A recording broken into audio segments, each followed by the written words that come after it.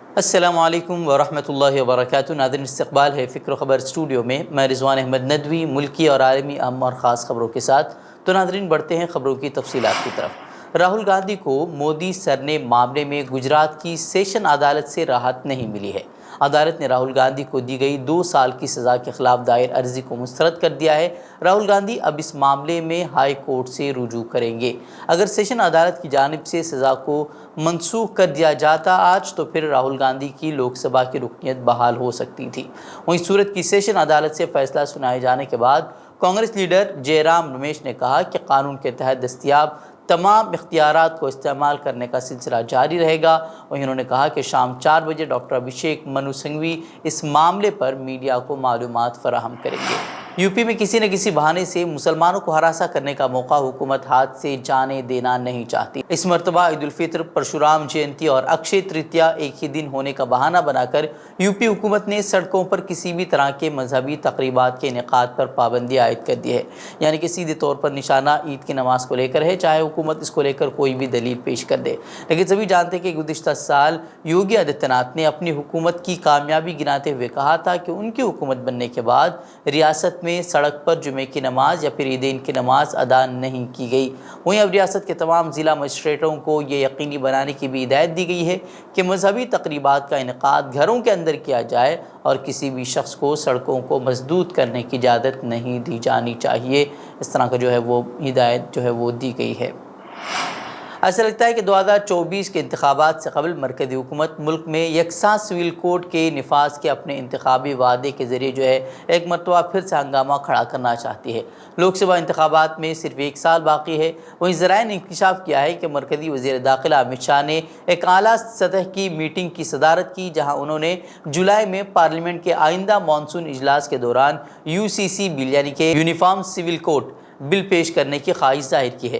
شاہ کی صدارت میں ہونے والی میٹنگ میں مرکزی وزیر قانون کرن رجیجو، سالیسیٹر جنرل تشار مہتا اور BJP صدر JP نڈا اور RSS کے joint general secretary Arun Kumar کے ساتھ مختلف محکموں کے سینئر نمائندوں سمیت متعدد اعلیٰ عہدیدار موجود تھے۔ اندرونی ذرائع کے مطابق میٹنگ کے دوران شاہ نے جولائی تک UCC بل تیار کرنے کی ضرورت پر زور دیا ہے۔ پچھلے سال دیے گئے ایک بیان میں امت شاہ نے زور دے کر کہا تھا کہ BJP جمہوری طریقہ کار اور بات چیت کے ذریعے UCC کو متعارف کرانے کے لیے وقف ہے۔ اس سال مارچ میں مہتا نے عدالت عظمیٰ کو مطلع کیا کہ مرکز UCC کی حمایت میں ہے اور اس کا نفاذ پارلیمنٹ کے دائرہ کار میں ہے، نہ کہ عدالتوں کے۔ وہیں وزیر قانون رجیجو نے پہلے پارلیمنٹ کو مطلع کیا تھا کہ 22واں لاء کمیشن بل میں مختلف امور کی جانچ کر رہا ہے اور سفارشات پیش کرے گا۔ وزیر قانون CA کا بھی منظور کیا گیا تھا 2019 میں، جس کے بعد ملک بھر میں ہنگامے ہوئے، فسادات ہوئے، لیکن 3 سال سے زائد کا عرصہ گزرنے کو ہے لیکن اس قانون کے ضوابط تیار نہیں ہوئے۔ اور ہر کوئی جانتا ہے کہ ان قوانین کا نام لے کر کس طریقے سے 2019 کے انتخابات میں ووٹ حاصل کرنے کی کوشش کی گئی تھی، اور اب 2024 سے قبل یکساں سول کوڈ کا شوشہ چھوڑ کر پھر ایک مرتبہ ملک کو بانٹنے کی کوشش کی جا رہی ہے۔ وہ ہندوستان میں موسمیاتی تبدیلیوں کی وجہ سے گرمی کی لہریں زیادہ بار اور شدید ہوتی جا رہی ہیں۔ گزشتہ دنوں مہاراشٹر میں ہیٹ ویو سے 13 افراد ہلاک ہوئے تھے۔ وہیں سلسلے میں اب ایک نئی تحقیق کے مطابق ملک کا 90% سے زائد حصہ اپنے اثرات کے انتہائی محتاط یا خطرے کے زون میں ہے۔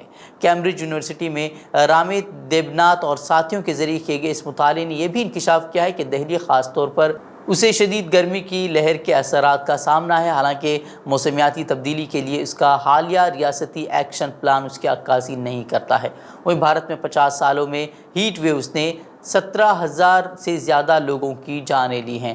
وہیں میکنزی گلوبل انسٹی ٹیوٹ کی ایک رپورٹ میں خبردار کیا گیا ہے کہ اگر اسی طرح کا سلسلہ جاری رہتا ہے تو پھر 2030 تک ملک اپنی مجموعی گھریلو پیداوار کے 2.5% سے 4.5% کے درمیان ہر سال کھو سکتا ہے۔ وہیں سابق رکن اسمبلی مختار انصاری کو بدھ کو منی لانڈرنگ کیس میں پیش ہونا تھا، لیکن انہوں نے اپنی جان کو خطرہ بتاتے ہوئے ویڈیو کانفرنسنگ کے ذریعے پیش ہونے کو کہا، لیکن تکنیکی خرابی کے باعث عدالت الزامات کا فیصلہ نہیں کر سکی۔ اب اگلی تاریخ 2 مئی کو مقرر کی گئی ہے۔ وہیں 10 اپریل کو مختار انصاری کو باندہ جیل سے لکھنؤ CBI کورٹ لایا گیا تھا۔ اسی دن CBI کورٹ نے مختار انصاری اور بیٹے عباس انصاری کے خلاف ED کی طرف سے دائر منی لانڈرنگ کیس میں الزامات طے کیے جانے تھے۔ وہیں اس دن عدالت نے سماعت سماعت نہیں کی، اس وجہ سے اگلی تاریخ جو ہے 19 اپریل مقرر کی گئی تھی۔ وہیں بدھ کو عدالت میں الزامات طے کیے جانے تھے، اس کے لیے مختار انصاری کو عدالت میں پیش ہونا تھا، لیکن مختار نے اپنے قتل کا خدشہ ظاہر کرتے ہوئے ویڈیو کانفرنسنگ کے ذریعے عدالت میں پیش ہونے کو کہا۔ کارروائی شروع ہوئی تو تکنیکی خرابی کے باعث عدالتی کارروائی نہیں چل سکی، وہیں عدالت نے اگلی تاریخ 2 مئی مقرر کی ہے۔ بتا دیں کہ مارچ 2021 میں ای ڈی نے مختار انصاری کے خلاف منی لانڈرنگ کا معاملہ درج کر لیا تھا۔ ایلن مسک پہلے ہی اعلان کر چکے تھے کہ ٹویٹر پر بلیو ٹک یعنی کہ کھاتوں کی تصدیق کی علامت اب مفت میں فراہم نہیں ہوگی اور اس کے لیے رقم ادا کرنی ہوگی۔ وہیں ایلن مسک کے مطابق 20 اپریل سے ایسے تمام صارفین کے کھاتوں سے بلیو ٹک کو ہٹا دیا جائے گا جنہوں نے رقم ادا نہیں کی ہے۔ خیال رہے کہ ٹویٹر پر بلیو ٹک فراہم کرنے کا سلسلہ 2009 میں شروع کیا گیا تھا، تاہم یہ بلیو ٹک تمام صارفین کو نہیں دیا جاتا تھا، یہ صرف مشہور ہستیوں مثلا لیڈران، فلم ستاروں، صحافیوں، انفلوئنسر اور غیرہ کو ہی دیا جاتا تھا۔ ان کے اکاؤنٹ کی تصدیق کرنے کے بعد بلیو ٹک مفت میں فعال کر دیا جاتا تھا۔ تاہم ایلن مسک نے ٹویٹر کی ذمہ داری سنبھالنے کے بعد سے کئی تبدیلیاں اس میں کی ہیں، وہیں بلیو ٹک کے لیے چارج لینا بھی ان میں سے ایک تبدیلیوں میں شامل ہے۔ وہیں ہندوستان میں ٹویٹر بلیو کے لیے موبائل صارف کو 900 روپے ادا کرنے ہوں گے، جبکہ ویب سائٹ کے لیے 650 روپے ادا کرنے ہوں گے۔ اور گجرات کے ضلع احمد آباد کی خصوصی عدالت 2002 کے نرودا گام فرقہ وارانہ فسادات کیس میں جمعرات کو یعنی کہ آج اپنا فیصلہ سنا سکتی ہے۔ اس فساد میں 11 مسلمان مارے گئے تھے۔ گجرات کی سابق وزیر اور بھارتیہ جنتا پارٹی کی رہنما مایا کوڈنانی اور بجرنگ دل رہنما بابو بجرنگی ان 86 ملزمان میں شامل ہیں جن پر مقدمہ چل رہا ہے۔ 86 ملزمان میں سے 18 کی درمیانی مدت میں ہی موت ہو گئی تھی۔ وہیں اسپیشل پروزیکیوشن سریش شاہ نے کہا کہ استغاثہ اور دفاعی وکیل نے 2010 میں شروع ہونے والے مقدمے کی سماعت کے دوران بالترتیب 187 اور 57 گواہوں کا جائزہ لیا اور تقریباً 13 سال تک 6 ججوں نے لگاتار اس مقدمے کی صدارت کی۔ وہیں ستمبر 2017 میں سینئر بی جے پی رہنما جو کہ اب مرکزی وزیر داخلہ ہیں یعنی کہ امت شاہ مایا کوڈنانی کے دفاعی گواہ کے طور پر پیش ہوئے تھے۔ وہیں کوڈنانی نے عدالت سے استدعا کی تھی کہ وہ اسے یہ ثابت کرنے کے لیے طلب کرے کہ وہ گجرات اسمبلی اور بعد میں 16 سول اسپتال میں موجود تھی، نہ کہ نرودا گام میں جہاں یہ قتل عام ہوا تھا۔